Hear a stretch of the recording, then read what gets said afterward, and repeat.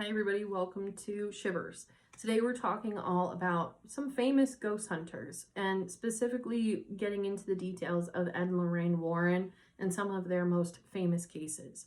So to get started, I want to talk about sisters, the Fox sisters in particular. They're not necessarily relevant to ghost hunting as we know of paranormal investigators, ghost hunters, but the Fox sisters, they were really from the late 1800s, so 1848 in particular, Margaret and Kate, Catherine Fox. They're from New York, like I said, from the late 1800s, and they were the first people to not only really make seances accessible, but they also went on tour. So their sister Leah became their manager. They became known as the sisters who understood what was going on.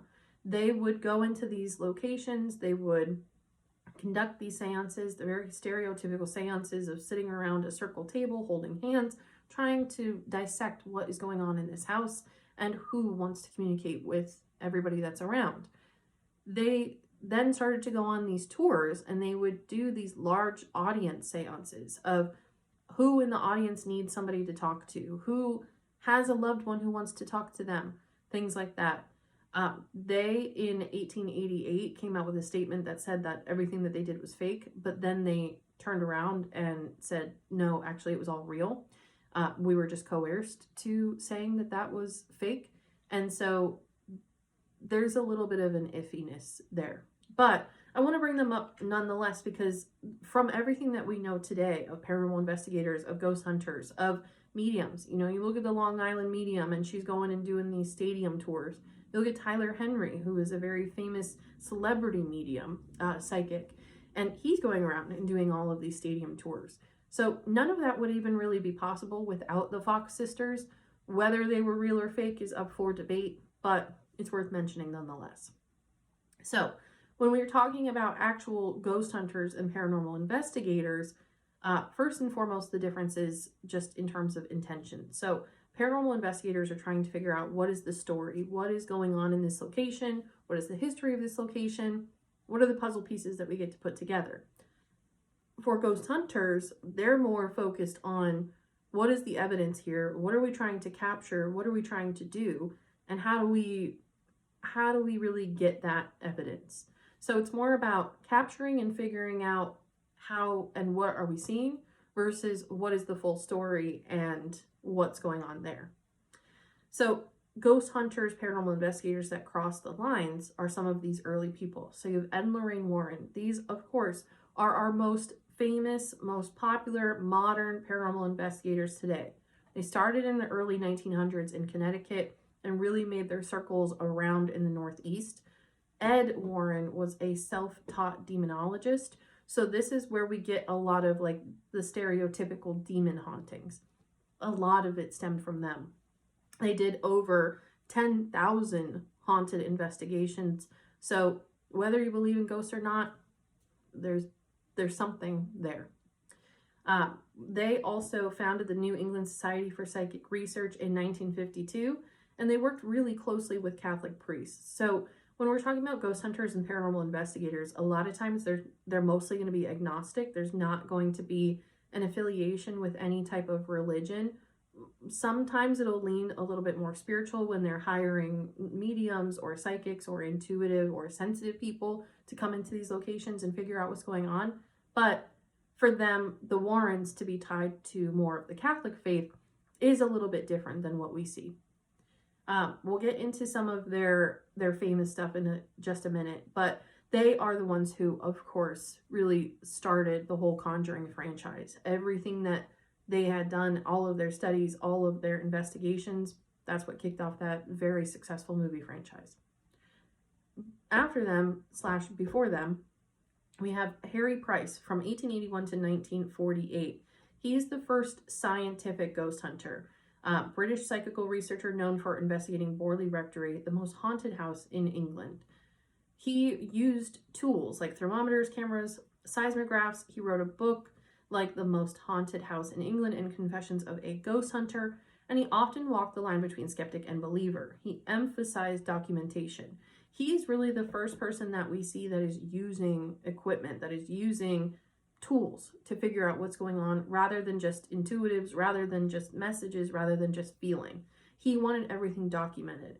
So from a parapsychology perspective, the study of parapsychology is crossing the line between science, skeptic, and spiritual, and trying to say, what is the prominent thing that's going on here? What's the truth? We're getting to the root of the truth, no matter what we believe. Whatever is going to be the most true is what we're going to see. He, for all intensive purposes, is really the first parapsychologist that we get. After him, we have Hans Holzer from 1920 to 2009. He is the father of paranormal research in America. He wrote over 140 books on ghosts and the supernatural. He investigated hauntings with psychic Ethel Myers, focusing on spiritual communication. He is best known for his deep dive into the Amityville house, which predated the Warrens' involvement, and he believed in reincarnation and spirits lingering due to trauma or unfinished business. In Ghost Hunting 101, I talk about the religious ties to ghosts and what the background from religion really believes about a lot of these ghosts. And from the Buddhist perspective, when it comes to reincarnation and also Judaism, I'll split that into two. So for Judaism, they believe that your spirit is broken into 3 pieces. For Buddhism, they believe in reincarnation, but if there is some sort of karma that your current life is trying to work out, or you have not met your soul's purpose, there's this lingering effect that continues to happen. So for the reincarnation piece, that is not unique to him, but it is unique in the sense that it is being brought into the studies of paranormal investigations from his perspective. After that, you have Lloyd Auerbach, which is the person who taught me. He's from 1950 to present. He's still alive. He lives in Durham, North Carolina, used to do a lot of work out of the Rhine Research Center. And he is really the modern parapsychologist. So he teaches a lot of classes. He does a lot of media, a lot of podcasts, things like that. But he has a really great grasp on what is true from the spiritual perspective, and kind of the idea of, like, this isn't really up for debate of belief. This is just what the truth is. This is just what's going on. As well as the science perspective. Like, do we have a moldy house? Do we have something with creaking walls? You know, what is the common sense of this paranormal investigation? So from that perspective, I absolutely appreciate everything that he has brought to the table, that he has done. So getting into the actual meat and potatoes of this conversation that we're having, we're going to be talking about the most famous Ed and Lorraine Warren cases. You know, this is the, like I said, the meat and potatoes. People love Ed and Lorraine Warren because of all of their stories. People want to believe in ghosts and the supernatural. There's just such a dispute of what is real, what are spirits, what is residual, what is intelligent. And so that's the point of having all of these conversations. So the Perron family haunting in Harrisville, Rhode Island, this is what inspired The Conjuring. So this focused on a family, Roger and Carolyn Perron, with 5 daughters. They moved into an old house in 1971, and paranormal activity began shortly after. Doors slamming, disembodied voices, objects moving. Children saw apparitions, especially of a woman that they called Bathsheba. So Bathsheba was an actual person, Bathsheba Sherman, and her whole story has now been the legend of the land. So she's a rumored local woman accused of witchcraft in the 1800s. Allegedly sacrificed her infant to Satan and cursed the land before dying. There's no solid historical proof, but her name became central to the haunting lore. There's proof that she was in that area, but not that she did any of that. So some of the key paranormal features of this house is not only that we have the intelligent haunting of something that is going to be interacting with the family directly, but you also have the residual haunting, the repeated sounds, the clock stopping at the same time at night, the footsteps, things like that. Carolyn Perron, the mother, was targeted, bitten, slapped, and emotionally drained. So you have a little element of possession here as well. The second stage of possession being oppression, which is where your physical body is getting attacked by one specific spirit. So the Warrens got involved in the early 1970s, not long after the family moved in 1971. They conducted a seance, not an exorcism, which made things 10 times worse, as they would. The family eventually asked the Warrens to leave, and the parents stayed in the home until 1980. They sold the house just a couple of years ago and marketed it that it is still a haunted house. Only giant paranormal fans are willing to purchase this home, anything like that.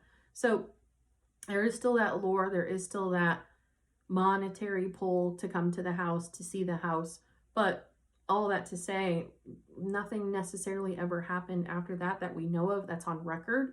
So the Warrens just kind of wiped their hands clean on that one. After that, the really the big one to mention, aside from Annabelle, which we'll talk about as well, is Arnie Johnson and David Glatzel. This is in Brookfield, Connecticut from 1980 to 1981. So David Glatzel was 11 years old, started showing all of these signs of possession after his family moved into a new home. He claimed to see a man with big black eyes, hooves, and jagged teeth. He displayed classic signs, growling, speaking Latin, hissing, convulsions, all of these things that would happen while he was just normal.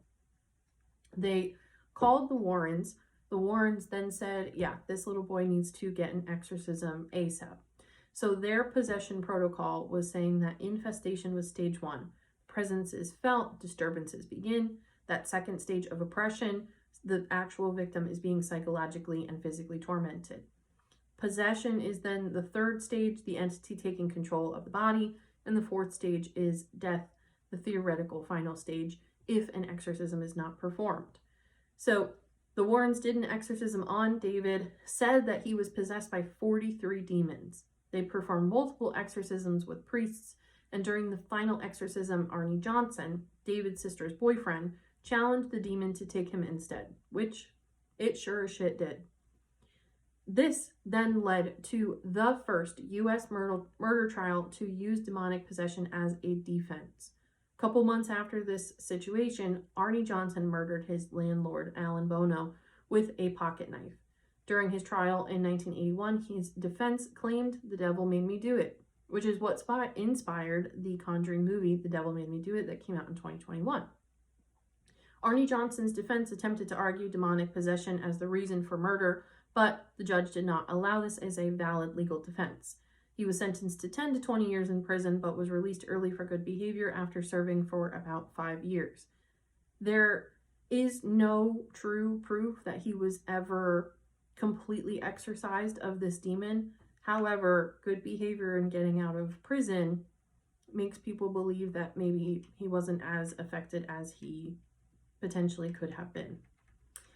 So the last thing to mention is Annabelle. Annabelle, as she stands currently, is basically on tour. She, as of last week, was in Gettysburg, and all of the 911 operators in Gettysburg, it was shut down. Couldn't call 911.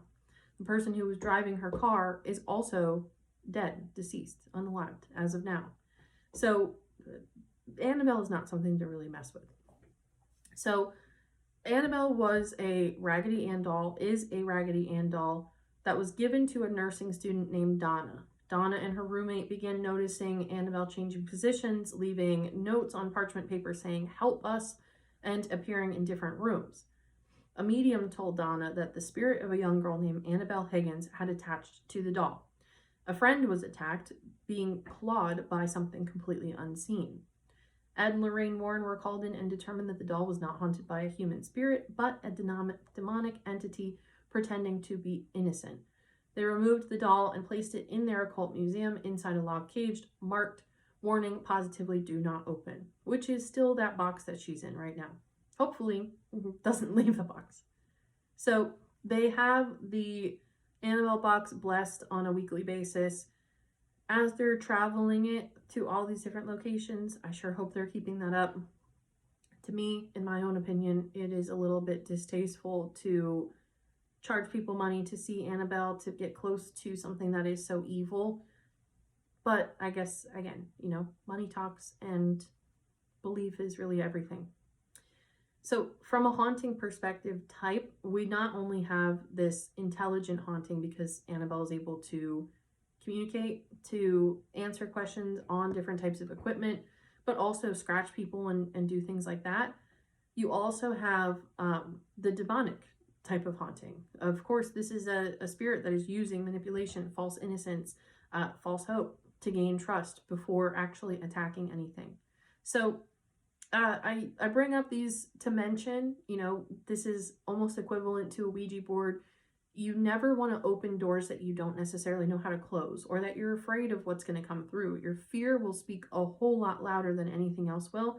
And really, when it comes to paranormal investigations, this is a perfect example of don't do it scared. If you're scared of going into a location, if you're scared of something like Annabelle, just leave yourself alone, because your low vibration, your low energy is going to be absolutely open-minded to saying, come on in. Whatever needs to come in, come on in. So you're just leaving room for a lot of unfortunate events to unfold. For the case of Ed and Lorraine Warren, especially when it's in the movies, you'll see Lorraine getting scared and jumping and things like that. Absolutely did not happen. Lorraine herself even said if she's not of a good mind, if she's not in a good mindset, she's not going. She's not going and doing these paranormal investigations. So those rules are there for a reason. All of these stories to say as well, like no matter what side of the belief fence that you sit on of ghosts are real or ghosts are not real, doing over 10,000 hauntings and finding a lot of similar trends, there is some truth to it. So if nothing else, I hope this was entertaining for you. For those of you who are interested, I do teach Ghost Hunting 101, 102. Once you take those classes, then you can come on any type of Shivers paranormal investigation that you would like to. Before that, I would say, just at least make sure that you are having a baseline of information on ghost hunting before you're just jumping into a haunted location and sitting there overnight. You want to know what you're dealing with. You want to keep yourself protected, prepared, all of the above. So thank you as always for listening. Reach out if you have any additional questions. I am a certified parapsychologist, so if you need any ghost hunting for your own location or have any questions in that realm, please feel free to reach out. Email is shivershaunted@gmail.com. Pretty easy to find, so don't be a stranger. But thank you as always for listening, and I will see you next week.